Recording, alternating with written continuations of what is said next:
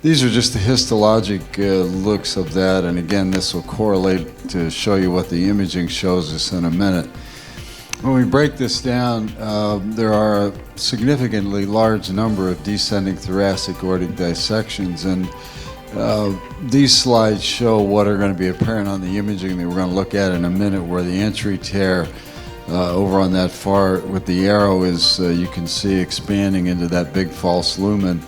And then on the CT imaging, similarly, how the flow goes from the true lumen to the false lumen, accommodating what we see as changes. So that the ER intervention here is pretty simple-minded. There are two things. One is to cover that tear with the endograft, and then secondarily to get the flow to go back into the true lumen, and conceptually to get it to regress, or at least the early studies that we're looking at, we tend to favor that thought if it can regress. We're not going to look at some of the longer-term issues I mentioned to you earlier.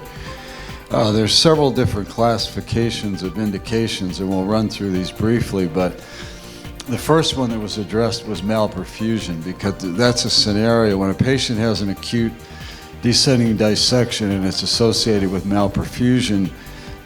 You can't just treat that medically because it doesn't deal with the malperfusion issue itself. So it was a scenario where, and these are very high morbidity, mortality procedures. When patients get operated on with malperfusion, it's a 20, 30, 40% mortality depending on the center.